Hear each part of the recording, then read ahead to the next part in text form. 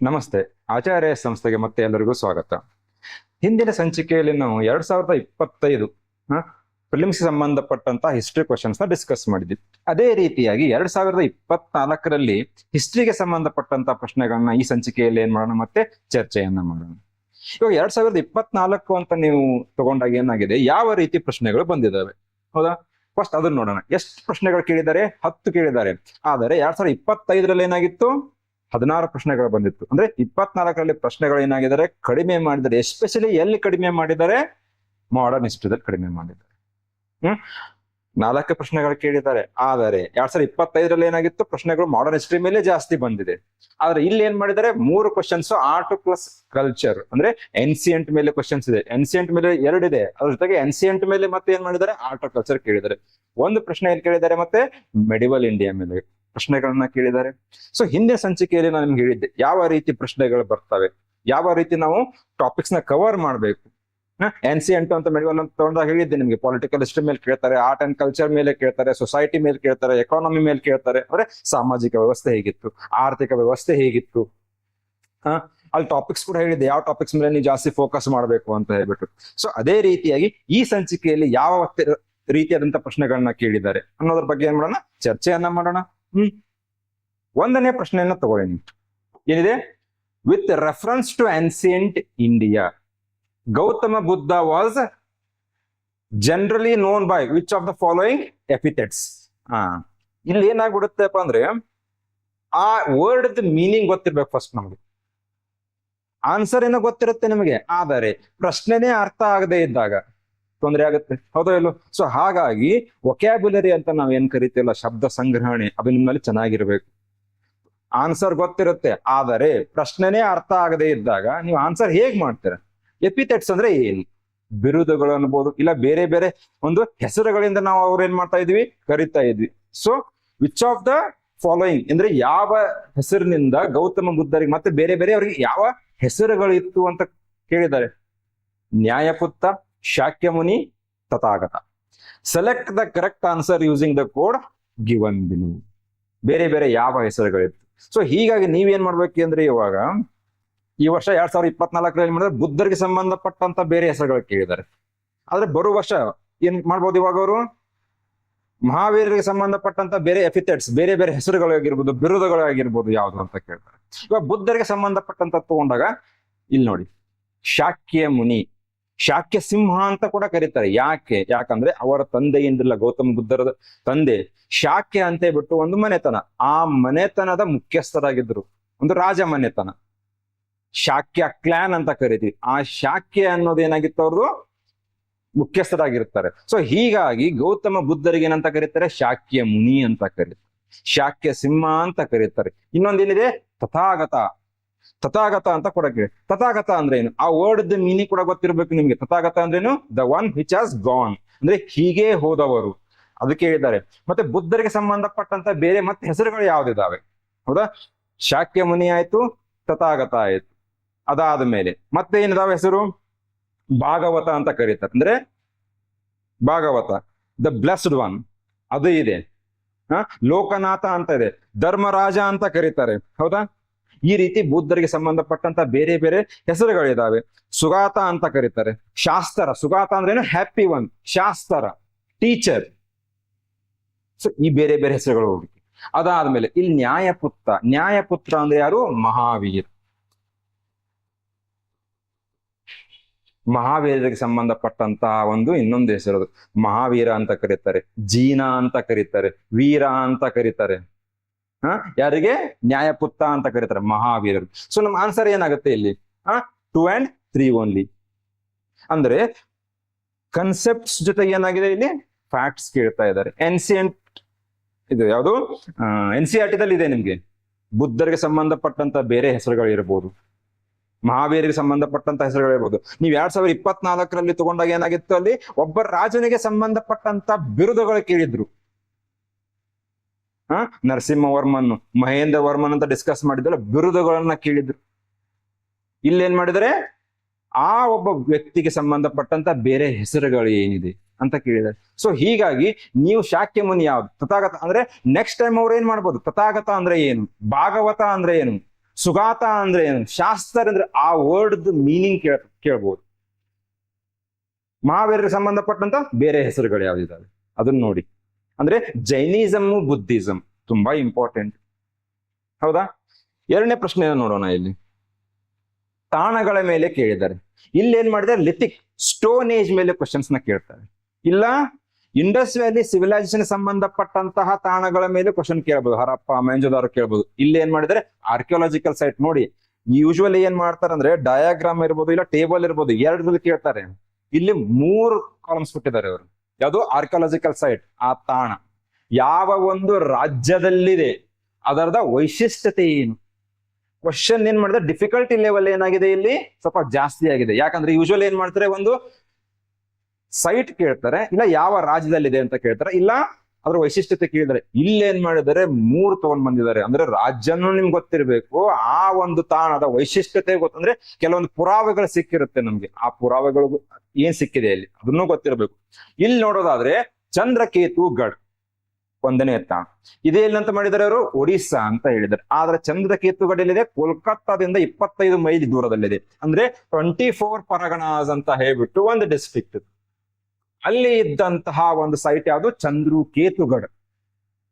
ಆದ್ರೆ ಇಲ್ಲಿ ಏನ್ ಮಾಡಿದ್ದಾರೆ ಅವರು, ಒಡಿಸ್ಸಾ. ಆದರೆ ಡಿಸ್ಕ್ರಿಪ್ಷನ್ ಅಲ್ಲಿ ಕರೆಕ್ಟ್ ಇದೆ, ಅದು ಏನಂತ, ಟ್ರೇಡಿಂಗ್ ಪೋರ್ಟ್ ಟೌನ್, ಒಂದು ಬಂದರು ನಗರವಾಗಿತ್ತು, ವ್ಯಾಪಾರ, ಎಸ್ಪೆಷಲಿ ಯಾವ ವ್ಯಾಪಾರಕ್ಕೆ, ಟೆರಾಕೋಟಾ ಕ್ರಾಫ್ಟ್ ಅಂತ ನಾವು ಏನ್ ಕರಿತೀವಲ್ಲ, ಕರಕುಶಲ ಕರ್ಮಿಗಳು ಇರುವಂತದ್ದು, ಕರಕುಶಲತೆಗೆ ಫೇಮಸ್ ಆಗಿದ್ದಂತ ಒಂದು ಪೋರ್ಟ್ ಟೌನ್ ಯಾವುದು, ಚಂದ್ರಕೇತುಗಢ. ಡಿಸ್ಕ್ರಿಪ್ಷನ್ ಸರಿಯಾಗಿದೆ, ಸೈಟ್ ಅದಕ್ಕೆ ಸಂಬಂಧಪಟ್ಟಿದೆ. ಆದರೆ ಇದ್ದಂತ ಸ್ಟೇಟ್ ಯಾವುದು, ವೆಸ್ಟ್ ಬೆಂಗಾಲ್, ಪ್ರೆಸೆಂಟ್ ವೆಸ್ಟ್ ಬೆಂಗಾಲ್. ಆದ್ರೆ ಅವ್ರು ಏನ್ ಮಾಡಿದ್ದಾರೆ ಇಲ್ಲಿ ಒಡಿಸ್ಸಾ ಅಂತ ಕೊಟ್ಟಿದ್ದಾರೆ. ಇದು ತಪ್ಪಾಯ್ತು ಇವಾಗ. ಹೌದಾ? ಇಲ್ಲಿ Inamgaon Maharashtra chalcolithic site, present day Pune district. Extensively studied by 3 people. ಯಾವುದು, ಇನಾಮ್ಗಾಂವ್. ತುಂಬಾ ದೀರ್ಘಕಾಲದವರೆಗೆ 1968 ಇಂದ ಹಿಡಿದು 1983 ವರೆಗೂ 3 ಜನ, ದವಾಲಿಕರು, HD ಸಂಕಾಲಿಯ ಮತ್ತೆ ಅನ್ಸಾರಿ ಅಂತ ಹೇಳ್ಬಿಟ್ಟು 1968 ಇಂದ ಹಿಡಿದು 83 ವರೆಗೂ ಏನ್ ಮಾಡಿದ್ದಾರೆ, ಇದ್ರ ಬಗ್ಗೆ ಸ್ಟಡಿ ಮಾಡಿದ್ದಾರೆ. ಎದ್ರ ಬಗ್ಗೆ, ಚಾಲ್ಕೋಲಿಥಿಕ್ ಸೈಟ್. ಮತ್ತೆ ಏನು ಸಿಕ್ಕಿದೆ ಅಲ್ಲಿ, ಎದ್ರ ಬಗ್ಗೆ ಫೇಮಸ್ ಇದೆ ಅದು ಚಾಲ್ಕೋಲಿಥಿಕ್ ಸೈಟ್. ಇದ್ರ ಕೂಡ ಏನಿದೆ, ಫಾರ್ಮರ್ಸ್ ಲೈಫ್, ಯಾವ ರೀತಿ ಜೀವನ ನಡೆಸ್ತಾ ಇದ್ರು, ರೈತರಲ್ಲಿ ಏನು ಬೆಳೆಯನ್ನ ಬೆಳೀತಾ ಇದ್ರು, ಯಾವ ರೀತಿ ಬೆಳೆಯನ್ನ ಬೆಳೀತಾ ಇದ್ರು, ಅದ್ರ ಬಗ್ಗೆ ಏನ್ ಮಾಡಿದ್ದಾರೆ, ಸ್ಟಡಿ ಮಾಡಿದಂತಹ ಒಂದು ಸೈಟ್ ಅದು ಇನಾಮ್ಗಾಂವ್. ಎಲ್ಲಿದೆ, ಪುಣಾ district, ಇನಾಮ್ಗಾಂವ್, Maharashtra, chalcolithic site. Correct ಆಗಿದೆ. ಹೌದಾ? ಇಲ್ಲಿ ನೋಡಿ, ಇವಾಗ ಆಪ್ಷನ್ಸ್ ಹೋಗಿ, ಅವಾಗ 1 and 2, 2 and 3. ಹೌದಾ? ಇದು ಕರೆಕ್ಟ್ ಆಗಿದೆ ಅಂದ್ಮೇಲೆ ಇದು 2 ಏನಾಯ್ತು, ಇವಾಗ ಎಲಿಮಿನೇಟ್ ಆಗಿಬಿಡ್ತು. ಸೊ ನಿಮಗೆ ಇದ್ದಿದ್ದು ಏನ್ ಇವಾಗ, ಇದು 2 ಮಾತ್ರ. ಹೌದಾ? ಮಂಗಳೂರು, ಕೇಳ, ಮೆಗಾಲಿಥಿಕ್. ಲಿಥಿಕ್, ಲಿತ್ ಅಂದ್ರೆ ಏನು, ಸ್ಟೋರ್. ಮೆಗಾ ಅಂದ್ರೆ ಏನು, ದೊಡ್ಡದು. ಹೌದಾ? ಮೈಕ್ರೋಲಿತ್, ಮೈಕ್ರೋ ಅಂದ್ರೆ ಏನು, ಚಿಕ್ಕ. ಅಂದ್ರೆ ಅವ್ರು ಏನು ಪರಿಕರಗಳನ್ನ, ಉಪಕರಣಗಳನ್ನ ಬಳಕೆ ಮಾಡ್ತಾ ಇದ್ರಲ್ಲ ಅದ್ರ ಮೇಲಿದೆ. ಫಾರ್ ಎಕ್ಸಾಂಪಲ್ ನೀವು ತಗೊಳ್ಳೋದಾದ್ರೆ ಪ್ಯಾಲಿಲಿಥಿಕ್ ಹೋಗಿ, ಅಲ್ಲೇನಿತ್ತು, ತುಂಬಾ ದೊಡ್ಡದಾದಂತಹ ಭಾರವಾದಂತಹ ಟೂಲ್ಸ್ ನ ಯೂಸ್ ಮಾಡ್ತಾ ಇದ್ರು. ಆದ್ರೆ ಕಾಲಾಂತರದಲ್ಲಿ ಅಂದ್ರೆ ಮೀಸೋಲಿಥಿಕ್ ಅಲ್ಲಿ, ನಿಯೋಲಿಥಿಕ್ ಅಲ್ಲಿ ಅದಕ್ಕೆ ಏನಾಗುತ್ತೆ, ಗಾತ್ರ ಚಿಕ್ಕದಾಯ್ತು. ಯಾಕೆ, ನೊಮ್ಯಾಡಿಕ್ ಲೈಫ್ ಲೀಡ್ ಮಾಡ್ತಾ ಇದ್ರು ಅವ್ರು, ಅಲೆಮಾರಿ ಜೀವನವನ್ನ ನಡೆಸ್ತಾ ಇದ್ರು. ಅದನ್ನ ಹೊತ್ಕೊಂಡು ಹೋಗೋದು ಏನಾಗಿತ್ತು, ಭಾರವಾಗಿತ್ತು. ಹೀಗಾಗಿ ಏನ್ ಮಾಡ್ತಾರೆ ಅಂದ್ರೆ ಟೈಮ್ ತಕ್ಕಂಗೆ ಏನಾಗ್ಬೇಕಲ್ಲಿ ಬದಲಾವಣೆ, ಅಂದ್ರೆ ನೆಸೆಸಿಟಿ. ಹೌದಾ? ಅದಕ್ಕೆ ಅವ್ರು ಏನ್ ಮಾಡಿದ್ರು, ಕೆಲವೊಂದು ಟೆಕ್ನಾಲಜಿಕಲ್ ಡೆವಲಪ್ಮೆಂಟ್ ಆಗ್ತಾ ಬಂತು. ಹೀಗಾಗಿ ನಾವಲ್ಲಿ ಏನ್ ಮಾಡ್ತೀವಿ, ಮೈಕ್ರೋಲಿತ್, ಮೆಗಾಲಿತ್ ಅಂತ ಯೂಸ್ ಮಾಡ್ತೀವಿ. ಸೊ ಇಲ್ಲಿ ಏನ್ ಕೇಳಿದ್ರೆ, ಮಂಗಳೂರು ಕೇರಳದಲ್ಲಿ ಸಿಕ್ಕಿರುವಂತಹ ಒಂದು ತಾಣ. ಎದ್ರ ಬಗ್ಗೆ ಸ್ಟಡಿ ಮಾಡಿದರೆ ಅಲ್ಲಿ, ಮೆಗಾಲಿಥಿಕ್ ಸೈಟ್ ಬಗ್ಗೆ ಸ್ಟಡಿ ಮಾಡಿ. ಹೇಗೆ ಇವಾಗ ಕೇರಳದಲ್ಲಿ ಇದೆ ಅದೇ ರೀತಿ ಏನಾಗಿ ತಮಿಳುನಾಡದಲ್ಲಿ ಸಿಕ್ಕಿದಾವೆ, ಕರ್ನಾಟಕದಲ್ಲಿ ಸಿಕ್ಕಿದಾವೆ, ಬ್ರಹ್ಮಗಿರಿ, ಪಿಕ್ಲಿಹಾಳು, ಅಲ್ಲಿ ಕೂಡ ಏನಾಗಿದೆ. ಅದಾದ್ಮೇಲೆ Salihundam, Andhra Pradesh, rock cut cave shrines, ಗುಹಾಲಯ ಅಂತ ಕೇಳಿದ್ದಾರೆ. ಆಂಧ್ರ ಪ್ರದೇಶದಲ್ಲಿ ಏನಾಗಿದೆ ಅಂದ್ರೆ ಸಾಲಿಹುಂಡನ್ನು ಮತ್ತೆ ರಾಮತೀರ್ಥಂ 2 ಪ್ರದೇಶಗಳು ಬರ್ತವೆ. ಯಾವುದು, ಸಾಲಿಹುಂಡಂ ಮತ್ತೆ ರಾಮತೀರ್ಥಂ ಅಂತ ಹೇಳ್ಬಿಟ್ಟು. These 2 sites are famous for Buddhist stupas. ಸ್ತೂಪಗಳಿಗೆ ಫೇಮಸ್ ಆದಂತಹ 2 ಪ್ರದೇಶಗಳು ಯಾವುದು, ಸಾಲಿಹುಂಡಂ ಮತ್ತೆ ರಾಮತೀರ್ಥಂ. ಆದ್ರೆ ಅವ್ರು ಏನ್ ಹೇಳಿದ್ದಾರೆ ಇಲ್ಲಿ ಆಂಧ್ರ ಪ್ರದೇಶದಲ್ಲೇ ಇದೆ, ಆದ್ರೆ ರಾಕ್ ಕಟ್ ಕೇವ್ ಸ್ಟನ್ಸ್ ಗುಹಾಲಯಗಳಂತ ಹೇಳಿದ್ದಾರೆ. ಅದೇ ರೀತಿಯಾಗಿ ಏನಾಗಿದೆ, ಗುಹಾಲಯಗಳು ಸಿಕ್ಕಿದಾವೆ ಆಂಧ್ರ ಪ್ರದೇಶದಲ್ಲಿ. ಎಲ್ಲಿ ಸಿಕ್ಕಿದಾವೆ? ತಾಡಪತ್ರದಲ್ಲಿ ಸಿಕ್ಕಿದಾವೆ, ನಾಗಾರ್ಜುನ ಕೊಂಡದಲ್ಲಿ ಸಿಕ್ಕಿದಾವೆ, ಅಮರಾವತಿಯಲ್ಲಿ ಸಿಕ್ಕಿದಾವೆ. ಆದರೆ ಸಾಲಿಹುಂಡಂ ಅಲ್ಲಿ ನಮಗೆ ಸಿಕ್ಕಿರೋದೇನು? ಸ್ತೂಪ. ಸ್ಟೇಟ್ ಸರಿಯಾಗಿದೆ, ಇಲ್ಲಿ ನೋಡಿ, ಇಲ್ಲಿ ಸ್ಟೇಟ್ ಸರಿಯಾಗಿದೆ, ಇಲ್ಲಿ ಸ್ಟೇಟ್ ತಪ್ಪಾಕೊಟ್ಟಿದ್ದಾರೆ. ಡಿಸ್ಕ್ರಿಪ್ಷನ್ ಸರಿಯಾಗಿದೆ ಇಲ್ಲಿ, ಆದ್ರೆ ಇಲ್ಲಿ ಡಿಸ್ಕ್ರಿಪ್ಷನ್ ಏನಾಗಿದೆ? ತಪ್ಪಾಗಿದೆ. ಸೊ ಸಾಲಿಹುಂಡಂ ಏನಿದೆ, it is famous for a Buddhist stupa. ಇವಾಗ ಆ ಸ್ತೂಪ ಅಂದ ತಕ್ಷಣ ನೀವೇನ್ ಮಾಡ್ಬೇಕಲ್ಲಿ, ಆ ಸ್ತೂಪಕ್ಕೆ ಸಂಬಂಧಪಟ್ಟಂತಹ ಕೆಲವೊಂದು ಲಕ್ಷಣಗಳು ಇರ್ತವೆ. ತೋರಣ ಅಂತ ಹೇಳ್ಬಿಟ್ಟು ಅದನ್ನ ನೀವು ಮೇನ್ಸ್ ಅಲ್ಲೂ ಕೇಳ್ಬೋದು. ಅವರು ಆ ಸ್ತೂಪಗಳ ಸ್ಥಾಪನೆ ಯಾವಾಗಿಂದ ಸ್ಟಾರ್ಟ್ ಆಯ್ತು, ಸ್ತೂಪಗಳು ಏನಕ್ಕಿದಾವೆ? UPSC ಅಲ್ಲಿ ಕ್ವಶನ್ ಕೇಳಿದ್ದಾರೆ. ಚೈತ್ಯ, ಸ್ತೂಪ ಏನಕ್ಕೆ, ಚೈತ್ಯ ಏನಕ್ಕೆ, ವಿಹಾರ ಏನಕ್ಕೆ ಅಂತ ಪ್ರಶ್ನೆಗಳನ್ನ ಕೇಳಿದ್ದಾರೆ. ಸ್ತೂಪ ಏನ್ ಮಾಡ್ತಾ ಇದ್ರೆ to protect the relics of the Buddha, ಬುದ್ಧನಿಗೆ ಸಂಬಂಧಪಟ್ಟಂತ ಕೆಲವೊಂದು ಅವಶೇಷಗಳು ಇರ್ತದೆ. ಆ ಅವಶೇಷಗಳ ಸಂರಕ್ಷಣೆಗೆ ಏನ್ ಮಾಡ್ತಾ ಇದ್ರೆ ಸ್ತೂಪಗಳ ನಿರ್ಮಾಣ ಮಾಡ್ಲಿಕ್ಕೆ ಪ್ರಾರಂಭವನ್ನ ಮಾಡ್ತಾರೆ ಸಾಲಿಹುಂಡಂ. ಸೊ ಹೀಗೇನಾಯ್ತು ಇವಾಗ ಇಲ್ಲಿ, ಇದು ತಪ್ಪಾಗಿದೆ, ಸಾರಿ ಇದು ಕರೆಕ್ಟ್ ಆಗಿದೆ. ಅದು ಟೂ ಕರೆಕ್ಟ್ 3 ಕರೆಕ್ಟ್, ಆದ್ರೆ 4th ಏನಾಗಿದೆ? ಸ್ತೂಪ ಬಗ್ಗೆ ಇದೆ ಡಿಸ್ಕ್ರಿಪ್ಷನ್. ಸೊ ಹೀಗಾಗಿ ಆನ್ಸರ್ ಏನಾಗುತ್ತೆ? 2 and 3. ಸೊ ಇಲ್ಲಿ ನೀವು ಇದನ್ನ ಒಂದ್ ಯಾವ್ದಾದ್ರು ಸಿಕ್ತು ಅಂದ್ರೆ ಸೆಕೆಂಡ್ ನಿಮ್ಗೆ ಕರೆಕ್ಟ್ ಅಂತ ಗೊತ್ತಿದ್ರೆ ಏನಾಗುತ್ತೆ, ಇಲ್ಲಿ ಎಲಿಮಿನೇಟ್ ಆಯ್ತು. ಹೌದಾ? ನೆಕ್ಸ್ಟ್ ಪ್ರಶ್ನೆ ನೋಡೋಣ ಇವಾಗ. Consider the following statement. ಇದನ್ನ ನೀವು ಏನ್ಸಿಯಂಟ್ ಇಂಡಿಯಾ ಅಂತ ತಗೊಳ್ಬಹುದು, ಆರ್ಟ್ ಅಂಡ್ ಕಲ್ಚರ್ ಅಂತ. ಇಲ್ಲಿ ಪ್ರಶ್ನೆ ನೋಡಿ, there are no parables in the Upanishads. ಆದರೆ ಈ ಪದ ಏನಿದೆ ಪ್ಯಾರಾಬಲ್, ಪ್ಯಾರಾಬಲ್ ಅಂದ್ರೆ ಏನು? ಕಥೆಗಳು, ನೀತಿ ಕಥೆಗಳು. ಅದ್ರ ಉಪನಿಷತ್ಗಳಲ್ಲಿ ಇಲ್ಲ. ಉಪನಿಷತ್ ಏನಿದೆ ನಮ್ಗೆ? ನಾವು ವೇದಿಕ್ ಲಿಟ್ರೇಚರ್ ಅಂತ ಓದ್ತೀವಿ. 4 ವೇದಗಳು, ಸಂಹಿತಗಳು, ಬ್ರಾಹ್ಮಣಗಳು, ಅರಣ್ಯಕಗಳು, ಉಪನಿಷತ್ಗಳು, ಪುರಾಣಗಳು, ಮಹಾಕಾವ್ಯಗಳು, ಈ ರೀತಿ ನಾವು ವೇದಿಕ್ ಇದರಲ್ಲಿ ಓದ್ತೀವಿ, ಲಿಟ್ರೇಚರ್ ಅಲ್ಲಿ ಓದ್ತೀವಿ. ಅದರಲ್ಲಿ ಮತ್ತೆ 2 ಬರುತ್ತೆ, ಕರ್ಮಖಂಡ, ಜ್ಞಾನಖಂಡ ಅಂತೇಳಿ. ಕರ್ಮಖಂಡ ಅಂದ್ರೆ ಏನು? ಯಾವ ರೀತಿ ನಿಮ್ಮ ಕಾರ್ಯಗಳನ್ನ ಮಾಡ್ಬೇಕು, ಹೋಮ ಹವನಗಳನ್ನ ಮಾಡೋದು, ಅದು ಯಾವುದು? ಕರ್ಮಖಂಡ. ಅದಾದ್ಮೇಲೆ ಜ್ಞಾನಖಂಡ ಅಂದ್ರೆ ಜ್ಞಾನವನ್ನ ನೀಡ್ತದೆ. It is about the knowledge. ಹೌದಾ? ಇವಾಗ ನೀವು ವೇದಗಳು ತಗೊಳ್ಳಿ, 4 ವೇದಗಳು, ಅದ್ರದ್ದು ಎಕ್ಸ್ಟೆನ್ಷನ್ ಯಾವುದು? ಸಂಹಿತಗಳಿರ್ಬೋದು, ಮತ್ತೆ ಬ್ರಾಹ್ಮಣಗಳಿರ್ಬೋದು. ಏನ್ ಹೇಳಿದ್ದಾರೆ ಇಲ್ಲಿ? ಇವಾಗ ವೇದಗಳಲ್ಲಿ ಈ ಹೋಮ ಹವನಗಳ ಬಗ್ಗೆ ಉಲ್ಲೇಖ ಮಾಡಿ, ಆದ್ರೆ ಆ ಹೋಮ ಹವನಗಳನ್ನ ಹೇಗೆ ಮಾಡ್ಬೇಕು, the way how you need to perform the rituals, ಎಲ್ಲಿ ಹೇಳಿದ್ದಾರೆ? ಸಂಹಿತದಲ್ಲಿ ಹೇಳ್ತಾರೆ, ಬ್ರಾಹ್ಮಣಗಳಲ್ಲಿ ಹೇಳಿದ್ದಾರೆ. ಅಂದ್ರೆ ಇದೇನು? ಕರ್ಮಕಾಂಡ. ಹೌದಾ? ಇವಾಗ ಉಪನಿಷತ್ಗೆ ಬನ್ನಿ. ಆ ಒಂದು ಟರ್ಮ್ ಏನಿದೆ ಉಪನಿಷತ್, ಅದ್ರ ಮೀನಿಂಗ್ ಕೂಡ ಕೇಳ್ಬೋದು. ನೆಕ್ಸ್ಟ್ ಏನು? ಉಪನಿಷದ್. ಉಪ ಅಂದ್ರೇನು? ಹತ್ತಿರ. ನೀ ಅಂದ್ರೇನು? ಸಂಪೂರ್ಣವಾಗಿ. ಶದ್ ಅಂದ್ರೇನು? ಕೂತ್ಕೊಳ್ಳೋದು. ಸಂಪೂರ್ಣವಾಗಿ ಗುರುಗಳ ಹತ್ರ ಕೂತ್ಕೊಂಡು ಜ್ಞಾನವನ್ನ ಪಡೆಯೋದು. ಇವಾಗ ಜ್ಞಾನವನ್ನ ಪಡಿಬೇಕಂದ್ರೆ ಅಲ್ಲಿ ಯಾವ್ದಾದ್ರು ನೀತಿ ಕಥೆಗಳು ಇರ್ಲೇಬೇಕು ತಾನೆ. ಯಮನ ಚಿಕೇತನ್ ಕಥೆ ಇದೆ, ಸತ್ಯಕಾಮ ಮತ್ತೆ ಕೋಶಾಲ, ಉಪಕೋಶಾಲ ಬಗ್ಗೆ ಕಥೆಗಳಿದಾವೆ. ಸೊ ಅಲ್ಲಿ ಸ್ಟೇಟ್ಮೆಂಟ್ ಏನ್ ಕೇಳಿದ್ದಾರೆ ಅವರು? There are no parables. Parables ಇಲ್ವಾ? ಪ್ಯಾರಾಬಲ್ಸ್ ಇದೆ. ಸ್ಟೇಟ್ಮೆಂಟ್ ಏನಾಯ್ತು? ಎಲಿಮಿನೇಟ್ ಆಯ್ತು. ಹೌದಾ? Upanishads were composed earlier than Puranas. ನಾನು ನಿಮಗೆ ಇವಾಗಲೇ ಲಿಸ್ಟ್ ಹೇಳ್ಬೇಕಾದ್ರೆ ಹೇಳಿದೆ, ವೇದಗಳು, ಸಂಹಿತಗಳು, ಬ್ರಾಹ್ಮಣಗಳು, ಅರಣ್ಯಕಗಳು, ಉಪನಿಷತ್ಗಳು, ಅದಾದ ಮೇಲೆ ಪುರಾಣಗಳು. 1ನೇ ಶತಮಾನದಿಂದ ಏನಾಗುತ್ತೆ? ಕಂಪೈಲ್ ಆಗ್ಲಿಕ್ಕೆ ಸ್ಟಾರ್ಟ್ ಆಗಿದ್ದ ಯಾವುದು? ಪುರಾಣಗಳು. ಅದಕ್ಕಿಂತ ಮುಂಚೆನೆ ಕಂಪೈಲ್ ಆಗಿರೋದು ಯಾವುದು? ಯಾಕಂದ್ರೆ ನೀವು ವೇದಿಕ್ ಲಿಟ್ರೇಚರ್ ಅಂತ ತಗೊಂಡಾಗ ಏನಾಗುತ್ತೆ ನಮ್ಗೆ? 1500 ಇಂದ 500 ಕ್ರಿಸ್ತಪೂರ್ವ 1500 ಕಂಪೈಲ್ ಆಗಿದ್ದ ಯಾವುದು? Vedic literature. ಯಾವುದು? 4 ವೇದಗಳು, ಬ್ರಾಹ್ಮಣಗಳು, ಉಪನಿಷತ್ಗಳು, ಅರಣ್ಯಕಗಳು. ಅದಾದ್ಮೇಲೆ 1ನೇ ಶತಮಾನದಿಂದ ಬರೋದು ಯಾವುದು ನಮ್ಗೆ? ಪುರಾಣಗಳು. ಅದಾದ್ಮೇಲೆ ನೀವು ಮಹಾಭಾರತ ತಗೊಳ್ಳಿ, ರಾಮಾಯಣ ತಗೊಳ್ಳಿ, 4th century BC to 4th century CE. ಹೌದಾ? Ramayana 4th century BCE to 3rd century CE. ಆ ಟೈಮ್ ಲೈನ್ ಬಗ್ಗೆ ಕ್ವಶನ್ ನ ಕೇಳಿದ್ದಾರೆ. ಅಂದರೆ ಏನ್ ಮಾಡಿದ್ದಾರೆ ಇಲ್ಲಿ?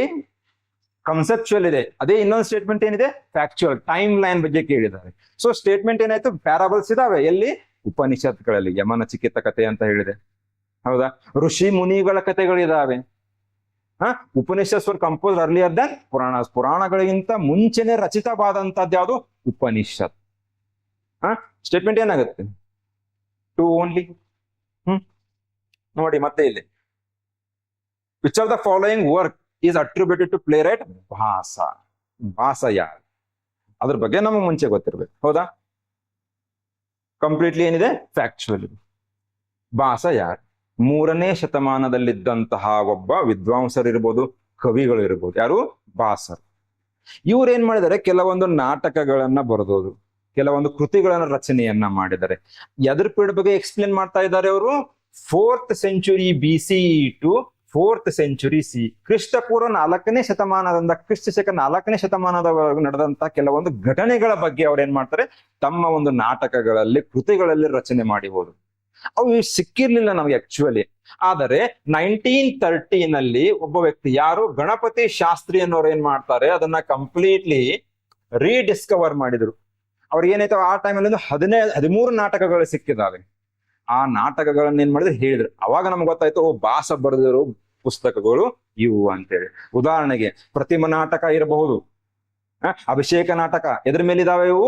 ರಾಮಾಯಣದ ಮೇಲೆ ಬರೆದದ್ದು. ಅದು ರಾಮಾಯಣ ಕಂಪೈಲ್ ಆಗಿದ್ದೆ ಅವಾಗ 4th century BCE to 3rd century CE, ಕ್ರಿಸ್ತಪೂರ್ವ 4ನೇ ಶತಮಾನದಿಂದ ಕ್ರಿಸ್ತ ಶಕ 3ನೇ ಶತಮಾನದ ಮಧ್ಯದಲ್ಲಿ ರಚಿತವಾದದ್ದು ಅದು ರಾಮಾಯಣ. ಅದರ ಮೇಲೆ 2 ನಾಟಕಗಳು. ಬಾಲಚರಿತಂ, ಕೃಷ್ಣರ ಜನನ ಮತ್ತು ಅವರ ಒಂದು ಬಾಲ್ಯದ ಮೇಲೆ ಇದ್ದಂತ ಒಂದು ಕೃತಿ ಯಾವುದು? ಬಾಲಚರಿತಂ ಆಗಿರ್ಬೋದು.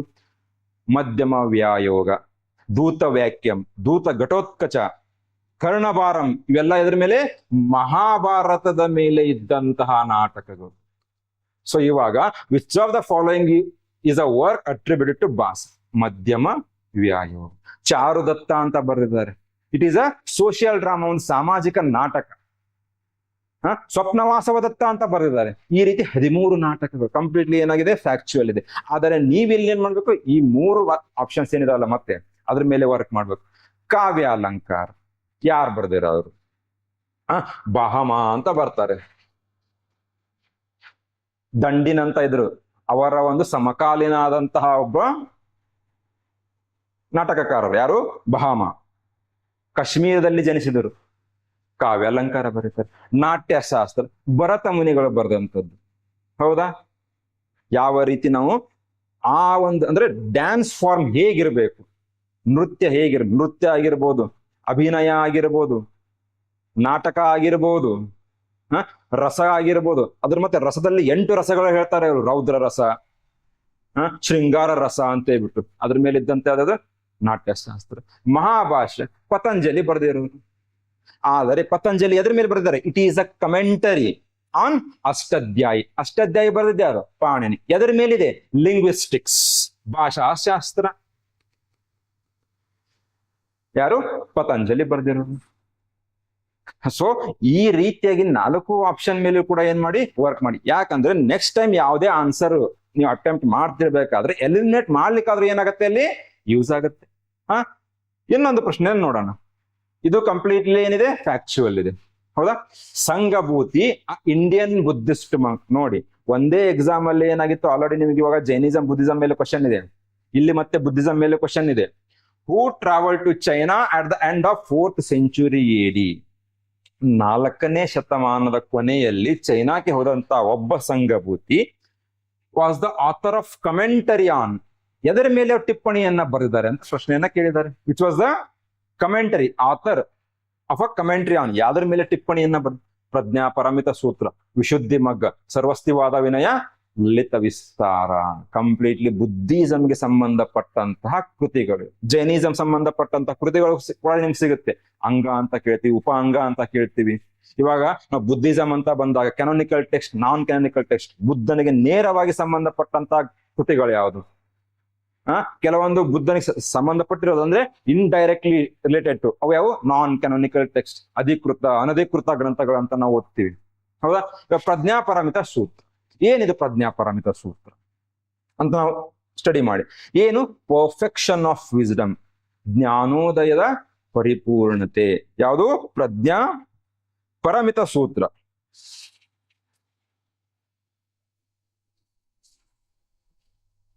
ಪ್ರಜ್ಞಾ ಪರಮಿತ ಸೂತ್ರ ಅಂತ ಹೇಳ್ಬಿಟ್ಟು. ಹೌದಾ? ಏನಿದು? ಪರ್ಫೆಕ್ಷನ್ ಆಫ್ ವಿಸ್ಡಮ್, ಜ್ಞಾನ. ಜ್ಞಾನ ಹೇಗಿರ್ಬೇಕು? ಶೂನ್ಯತಾ ಅಂತ ಕೂಡ ಕರೀತಾರೆ, ಎಂಟಿನೆಸ್. ಅಂದರೆ ಯಾವುದೇ ಒಂದು ಪ್ರೀ ಡಿಟರ್ಮೈಂಡ್ ಇಲ್ದೇನೆ ಜ್ಞಾನವನ್ನ ಪಡ್ಕೋಬೇಕು. ಆ ಜ್ಞಾನ ಕೂಡ ಹೇಗಿರ್ಬೇಕು? ಸಂಪೂರ್ಣವಾಗಿರ್ಬೇಕು, ಪರಿಪೂರ್ಣತೆಯಿಂದ ಇರಬೇಕು. ಮತ್ತೆ ಇಲ್ಲಿ ಬುದ್ಧಿಸಮ್ ಅಲ್ಲೂ ನಿಮ್ಗೆ ಏನಾಗುತ್ತೆ, ಹಲವಾರು ರೀತಿಯಾದಂತ ಉಪಪಂಥಗಳು ಬರ್ತವೆ. ಇವಾಗ ಮಹಾಯಾನ ಇರ್ಬೋದು, ವಜ್ರಾಯನ ಇರ್ಬೋದು, ಹೀನಾಯನ ಇರ್ಬೋದು, ಸರ್ವಸ್ತಿವಾದ ಇರ್ಬೋದು, ಈ ರೀತಿ ಪಂಥಗಳು.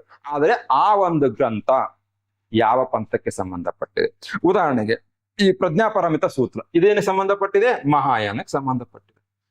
ಇವಾಗ ನೀವೇನ್ ಮಾಡ್ಬೇಕು? ಮಹಾಯಾನ ಅಂದ್ರೆ ಮೇನ್ಸ್ ಅಲ್ಲಿ ಕ್ವಶನ್ ಬರ್ಬೋದು, differences between Mahayana and Hinayana ಅಂತ ಹೇಳ್ಬಿಟ್ಟು, ಡಿಫ್ರೆನ್ಶಿಯೇಟ್ ಬಿಟ್ವೀನ್ ಇದರಲ್ಲಿ ಯಾವುದು ಜೈನ್ ಧರ್ಮಕ್ಕೆ ಸಂಬಂಧಪಟ್ಟಿದ್ದು ಶ್ವೇತಾಂಬರ ಮತ್ತೆ ದಿಗಂಬರ ಕೇಳ್ಬೋದು.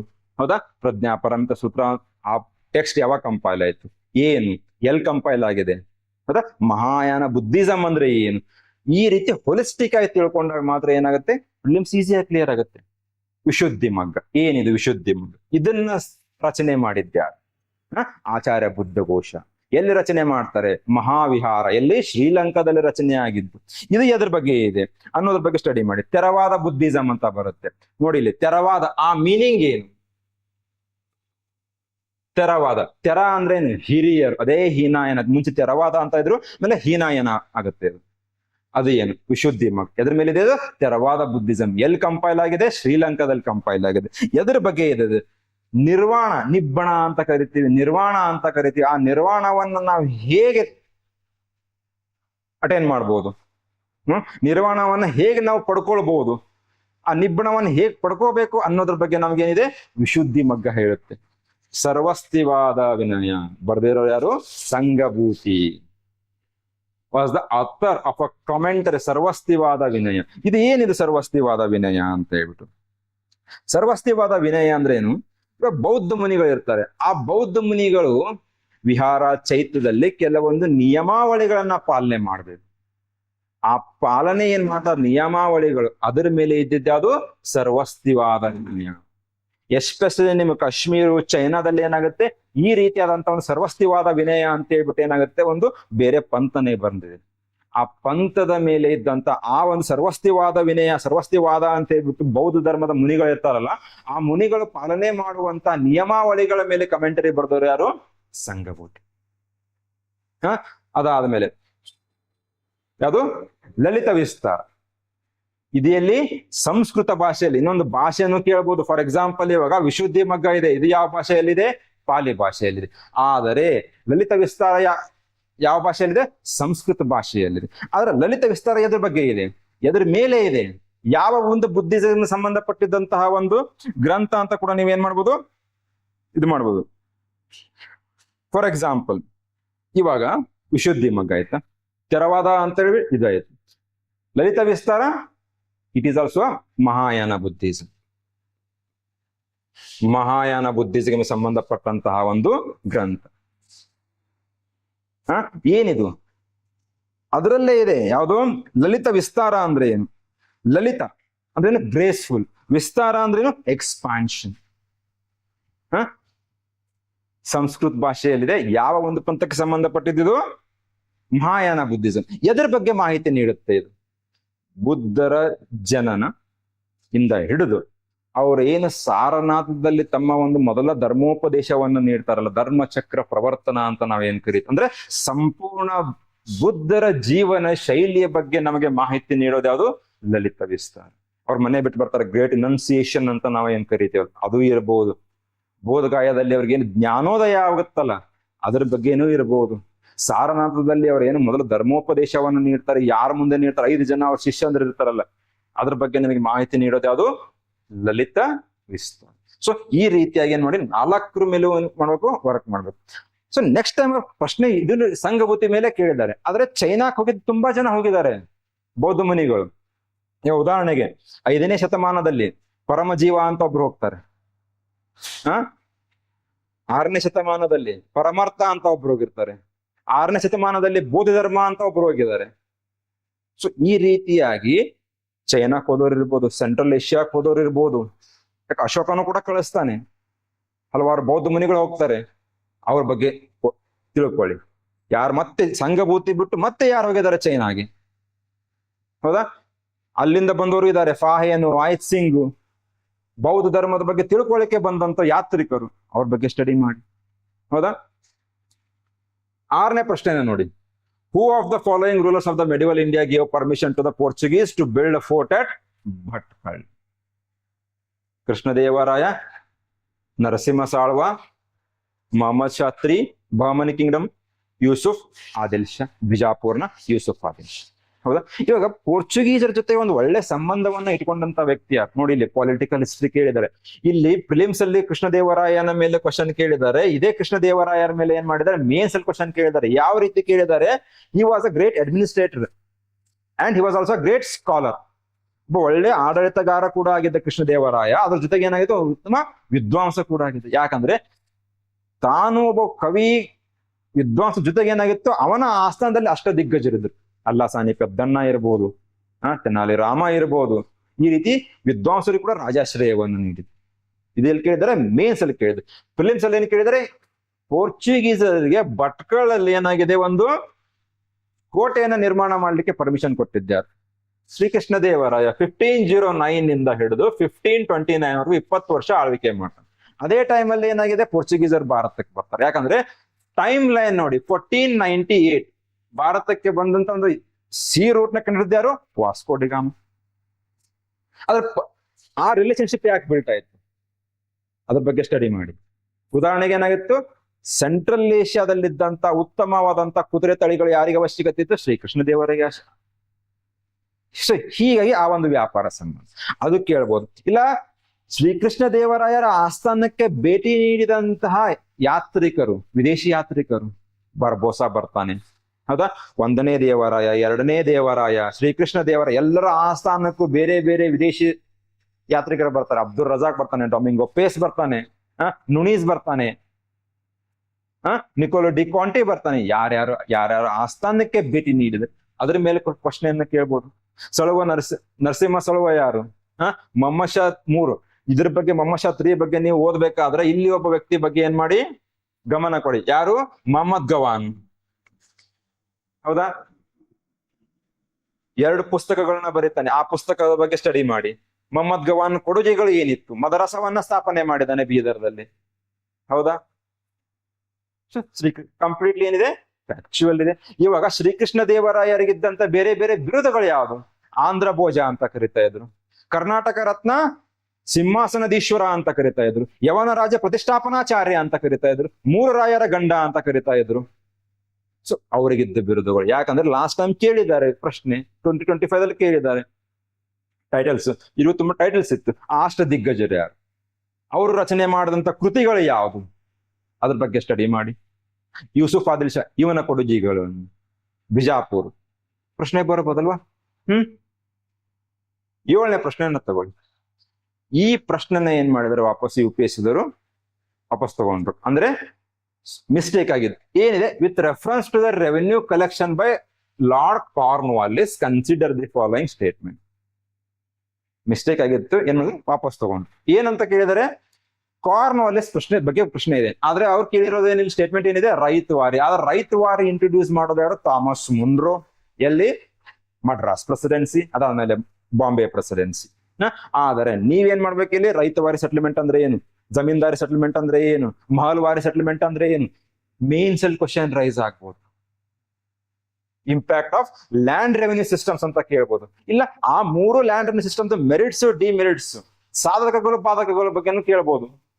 ಇಲ್ಲಿ ರೈತವಾರಿ ಥಾಮಸ್ ಮುನ್ರೋ ಇಂಟ್ರೊಡ್ಯೂಸ್ ಮಾಡ್ತಾನೆ. ಏನಿತ್ತು, ರೈತರಿಗೆ ಏನಾಗುತ್ತೆ, ಭೂ ಮಾಲೀಕದ ಹಕ್ಕುಗಳನ್ನು ನೀಡಲಾಯಿತು. ಹೌದಾ? ಇನ್ನೊಂದು ಸ್ಟೇಟ್ಮೆಂಟ್ ಏನಿದೆ, ಅಂಡರ್ ದಿ ಪರ್ಮನೆಂಟ್ ಸೆಟಲ್ಮೆಂಟ್. ಒಂದೇ ಸ್ಟೇಟ್ಮೆಂಟ್ ಇನ್ನೊಂದ್ಸಲ ನೋಡಿ. Exempted from the revenue payment in case of bad harvest of the natural calamities. ಅವ್ರಿಗೆ ಏನ್ ಬೇಕಾಗಿತ್ತು, ಬ್ರಿಟಿಷರ್ಸ್ಗೆ ದುಡ್ಡು ಬೇಕಷ್ಟೇ.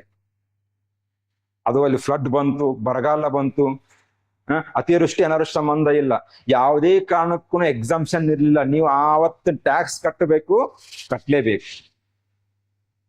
ಸೊ ಹೀಗಾಗಿ ಏನಾಗುತ್ತೆ, ಇಲ್ಲಿ ಇನ್ ಕೇಸ್ ಇದು ಬಿಟ್ಬಿಡಿ, UPSC ವಾಪಸ್ ತಗೊಂಡಿರೋದು ಬಿಡಿ.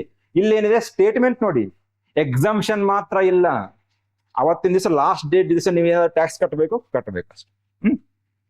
Under the permanent settlement in Bengal, if the zamindar failed to pay his revenues to the state on or before the fixed date, he would be removed from his zamindar. Sunset class ಅಂತ ಬರುತ್ತೆ ಇಲ್ಲೊಂದು. ಸೂರ್ಯ ಮುಳುಗೋದರ ಒಳಗೆ ನೀವೇನ್ ಮಾಡ್ಬೇಕು, ಅವತ್ತಿನಲ್ಲಿ tax ಕಟ್ಲೇಬೇಕು. ಎಷ್ಟಿತ್ತು? 89%. ಉಳ್ಕಿದ 11% ಜಮೀನ್ದಾರ್ ಇಟ್ಕೊಳ್ತಾ ಇತ್ತು. ಅಂದ್ರೆ 100 ರೂಪಾಯಿ ಏನಾದ್ರು ಕಲೆಕ್ಟ್ ಆಗಿತ್ತು ಅಂದ್ರೆ 89 ರೂಪಾಯಿ ಏನಾಗುತ್ತೆ, ಇವಾಗ ಬ್ರಿಟಿಷರಿಗೆ ಹೋಗುತ್ತೆ, 11 ರೂಪಾಯಿ ಜಮೀನ್ದಾರಿಗೆ ಉಳಿಯುತ್ತೆ. ಇನ್ ಕೇಸ್ ಆ ಜಮೀನ್ದಾರ್ ಅವತ್ತೇನಾದ್ರು ಆ ದುಡ್ಡನ್ನ ಕಟ್ಟದೇ ಇದ್ರೆ ಅವನೇ ನೀಡಿದಂತ ಭೂ ಮಾಲೀಕದ ಹಕ್ಕನ್ನ ತಗೊಂಡ್ ಏನ್ ಮಾಡ್ತಾ ಇದ್ರು, ಇನ್ನೊಬ್ಬನಿಗೆ ಕೊಡ್ತಾ ಇದ್ರು. So under the permanent settlement, ಇದನ್ನ ಯಾರು ಇಂಟ್ರೊಡ್ಯೂಸ್ ಮಾಡ್ತಾರೆ? 1793 ಲಾರ್ಡ್ ಕಾರ್ನ್ವಾಲಿಸ್ ಇಂಟ್ರೊಡ್ಯೂಸ್ ಮಾಡಿದ್ದಾನೆ. In Bengal, if the zamindar fail to pay his revenue to the state on time, sunset clause. Which of the statement given above is correct? ಇದು ತಪ್ಪಿದೆ, ಇದು ಸರಿಯಾಗಿದೆ. ಆದ್ರೆ UPSC ಏನ್ ಮಾಡ್ತಿದ್ರು, ವಾಪಸ್ ತಗೊಂಡಿದ್ದಾರೆ. Who was the provisional president of the constituent assembly before doctor Rajendra Prasad? December 9, 1946 ಅಲ್ಲಿ ಏನಾಗುತ್ತೆ, ಕಾನ್ಸ್ಟಿಟ್ಯೂಯೆಂಟ್ ಅಸೆಂಬ್ಲಿ, ಸಂವಿಧಾನ ರಚನಾ ಸಭಾ. ಯಾಕೆ? ಸಂವಿಧಾನವನ್ನು ರಚನೆ, ಆ ಡ್ರಾಫ್ಟ್ ನ ರೆಡಿ ಮಾಡ್ಲಿಕ್ಕೆ. ಸೊ ಅವ್ರಿಗಿಂತ ಮುಂಚೆ ಬಂದಿದ್ದಾರೆ, ಕಂಪ್ಲೀಟ್ಲಿ ಫ್ಯಾಕ್ಚುಯಲ್ ಇದೆ, doctor Sachidanand Sinha, interim president ಅಂತ ನಾವು ಏನ್ ಕರಿತೀವಲ್ಲ, ಅವರಿದ್ರು. HC ಮುಖರ್ಜಿ ಅಂತ ಹೇಳ್ಬಿಟ್ಟು ವೈಸ್ ಪ್ರೆಸಿಡೆಂಟ್ ಆಗಿ ನೇಮಕ ಆಗ್ತಾರೆ. ಅದಾದ್ಮೇಲೆ ಏನಾಗುತ್ತೆ, ಡಾಕ್ಟರ್ ರಾಜೇಂದ್ರ ಪ್ರಸಾದ್ ಬರೋದು. ಇಲ್ಲಿ C ರಾಜಗೋಪಾಲಾಚಾರಿ, CR ಫಾರ್ಮುಲಾ ಮೇಲೆ ಕ್ವಶನ್ ಕೇಳುವ. CR ಫಾರ್ಮುಲಾ ಏನು? C ರಾಜಗೋಪಾಲಾಚಾರ್ಯರ ಕಾಂಟ್ರಿಬ್ಯೂಷನ್ ಏನು? Doctor Ambedkar drafting committee chairman ಇದ್ರು. ಅಲ್ಲಿಗೆ ಆ ಕಮಿಟೀಸ್ ಬರುತ್ತೆ ಕೆಲವೊಂದು. ಆ ಕಮಿಟಿ ಚೇರ್ಮನ್ ಯಾರ್ದು? TT ಕೃಷ್ಣಮಾಚಾರಿ ಯಾರು? ಅವ್ರ ಕಾಂಟ್ರಿಬ್ಯೂಷನ್ ಏನಿದೆ? ಕಂಪ್ಲೀಟ್ಲಿ ಇವಾಗ ಆ ಡ್ರಾಫ್ಟ್ ನ ರೆಡಿ ಮಾಡಿ ಕೊಟ್ಟಿದ್ದ ಯಾರು? ಅಂಬೇಡ್ಕರ್ ಅಂತ. ಅದಕ್ಕಿಂತ ಮುಂಚೆ ಒಬ್ರು ಬರ್ತಾರೆ, ಜೂರಿಸ್ಟ್ ಇದ್ರು, ಅವ್ರ ಬಗ್ಗೆ ಓದಿ. ಸೊ ಕಂಪ್ಲೀಟ್ಲಿ ಏನಿದೆ, ಸೊ ರಾಜೇಂದ್ರ ಪ್ರಸಾದ್ ಅವರು ಬರೋಕ್ಕಿಂತ ಮುಂಚೆ ಇದ್ದರು ಸಚ್ಚಿದಾನಂದ ಸಿನ್ಹಾ. ಅದನ್ನ ಕೇಳ್ಬೋದು. ಇಲ್ಲ ಫಸ್ಟ್ ಟೈಮ್ ಎಕ್ಸಿಕ್ಯೂಟಿವ್ ಕೌನ್ಸಿಲ್ ಅಲ್ಲಿ ಮೆಂಬರ್ ಆಗಿದ್ಯಾರು? ಈ ರೀತಿ ಫ್ಯಾಕ್ಚುಯಲ್ ಕ್ವಶನ್ ಕೇಳ್ತಾರೆ. 9ನೇ ಪ್ರಶ್ನೆ ನೋಡೋಣ. With reference to government of India act 1935. ನೋಡಿ, 2025 ಆಪ್ಷನ್ ಆಗಿದ್ದಂತದ್ದು ಏನಾಗಿದೆ, 2024 ಪ್ರಶ್ನೆ ಆಗಿ ಬಂದಿದೆ. ಅಂದ್ರೆ ಕೆಲವೊಂದು ವರ್ಷಗಳಲ್ಲಿ, ಅಂದ್ರೆ 2-3 years ಬ್ಯಾಕ್ ಹೋದಾಗ ನಿಮ್ಗೆ ಅಲ್ಲಿ ಆಪ್ಷನ್ ಆಗಿದ್ದು ಒಂದ್ ಕಡೆ ಕ್ವಶನ್ ಆಗುತ್ತೆ, ಒಂದ್ ಕಡೆ ಕ್ವಶನ್ ಆಗಿದೆ, ಇನ್ನೊಂದ್ ಕಡೆ ಏನಾಗಿರುತ್ತೆ, ಅದು ಆಪ್ಷನ್ ಆಗುತ್ತೆ.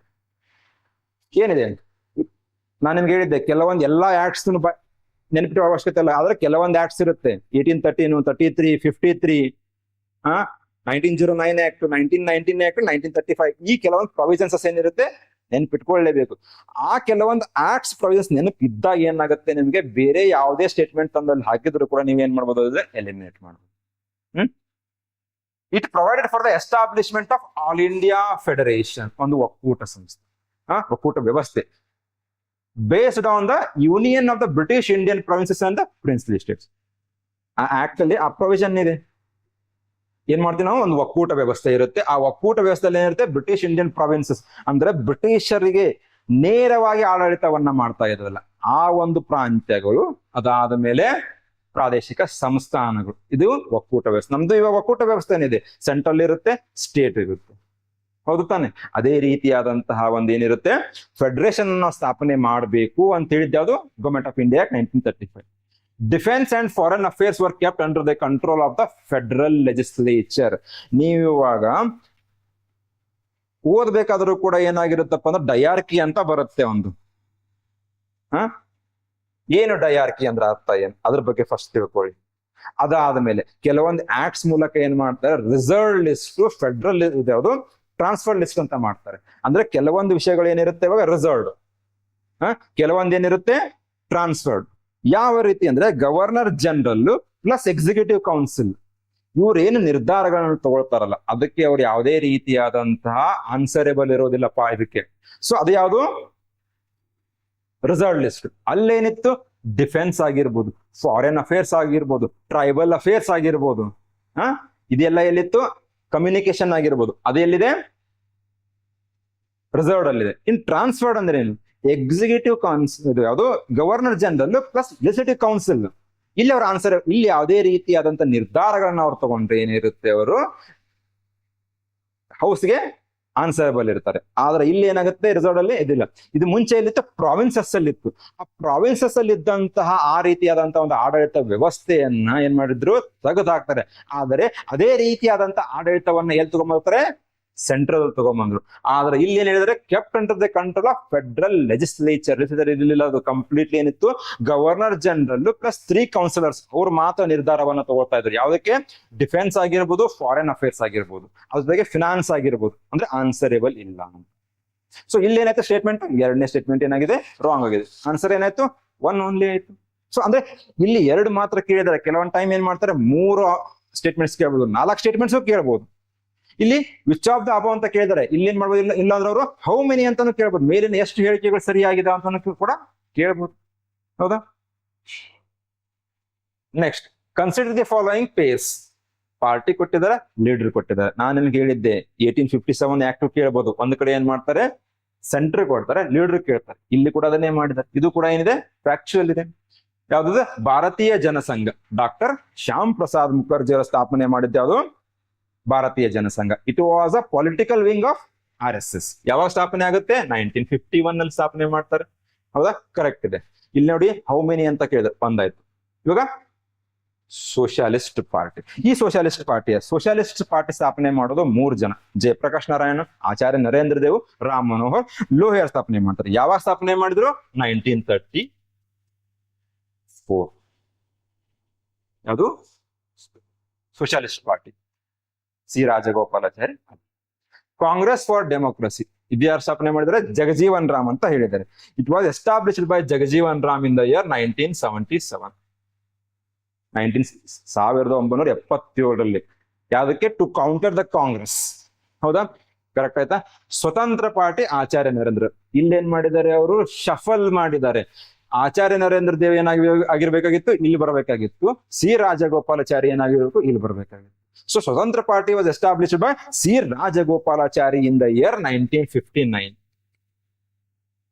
ಆಪ್ಷನ್ ಅಲ್ಲೇ ಅವ್ರು ಏನ್ ಮಾಡ್ತಾರೆ? ಚೇಂಜ್ ಮಾಡ್ತಾರೆ. ಉದಾಹರಣೆ ತಗೊಂಡ್ರೆ ನಮ್ಗೆ ಹೇಳಿದ್ನಲ್ಲ ಅವಾಗಲೇ, ವಿಹಾರ ಮತ್ತು ಚೈತ್ಯ. ಚೈತ್ಯ ಅಂದ್ರೆ ಏನು? ವಿಹಾರ ಅಂದ್ರೆ ರೀಶಫಲ್ ಮಾಡಿದ್ದಾರೆ. ವಿಹಾರ ಅಂದ್ರೆ ರೆಸ್ಟಿಂಗ್ ಪ್ಲೇಸ್. ಚೈತ್ಯ ಅಂದ್ರೆ prayer hall for the Buddhist monks. ಅವ್ರು ಏನ್ ಮಾಡಿದಾರೆ? ರೀಶಫಲ್ ಮಾಡಿದ್ರೆ which of the above given pairs are correctly match, none of the above. ಈ ರೀತಿ ಅಲ್ಲೇ ಅವ್ರು ಏನ್ ಮಾಡಿರ್ತಾರೆ? ಶಫಲ್ ಮಾಡಿ. ಸೊ ಪಾರ್ಟಿ ಒಂದ್ಸಲ ಏನ್ ಮಾಡ್ತಾರೆ ಗೊತ್ತಾ? ಈ ರೀತಿ ಪಾರ್ಟಿಗಳನ್ನು ಕೇಳ್ಬೋದು. ಇಲ್ಲ, political associations before the establishment of the Congress, India association ಅಂತ ಇರ್ಬೋದು. ಈ ರೀತಿ ಪೊಲಿಟಿಕಲ್ ಪಾರ್ಟೀಸ್ ಮೇಲೆ ಏನ್ ಮಾಡ್ತಾರೆ? ಪ್ರಶ್ನೆಗಳನ್ನ ಕೇಳ್ತಾರೆ. ಹೌದಾ? ಸೊ ಈ ಪೊಲಿಟಿಕಲ್ ಪಾರ್ಟೀಸ್ ಆಗಿರ್ಬೋದು, ಇಲ್ಲ ನ್ಯೂಸ್ ಪೇಪರ್ಸ್ ಯಾರು ಸ್ಟಾರ್ಟ್ ಮಾಡಿದ್ದಾರೆ, ಯಾವ್ಯಾವ ಸಮಾಜ ಮತ್ತು ಸಂಘಗಳನ್ನ ಯಾರ್ಯಾರು ಸ್ಥಾಪನೆ ಮಾಡಿದ್ದಾರೆ, ಇದ್ರ ಮೇಲೆ ಕ್ವಶನ್ ಕೇಳಬಹುದು. ಸೊ ಈ ರೀತಿಯಾಗಿ ಒಂದೊಂದು ಆಪ್ಷನ್ ಮೇಲೂ ಕೂಡ ನೀವೇನ್ ಮಾಡಿ? ವರ್ಕ್ ಮಾಡಿ. ಹೌದಾ? ಮತ್ತೆ ಮುಂದಿನ ಸಂಚಿಕೆಯಲ್ಲಿ 2023ರಲ್ಲಿ ಬಂದಂತ ಪ್ರಶ್ನೆಗಳನ್ನ ತಗೊಂಡು ಮತ್ತೆ ನಿಮ್ ಮುಂದೆ ಬರ್ತೀನಿ. ಸೊ ನಿಮಗೆ ಮತ್ತೆ ಏನಾದ್ರು ಡೌಟ್ಸ್ ಇದ್ರು ಕೂಡ ಏನ್ ಮಾಡಿ? ಕಮೆಂಟ್ ಬಾಕ್ಸ್ ಅಲ್ಲಿ ತಿಳಿಸಿ. ಇಲ್ಲ ಆಚಾರ್ಯ IAS ಗೆ ಏನ್ ಮಾಡಿ? ಭೇಟಿಯನ್ನು ನೀಡಿ. Thank you.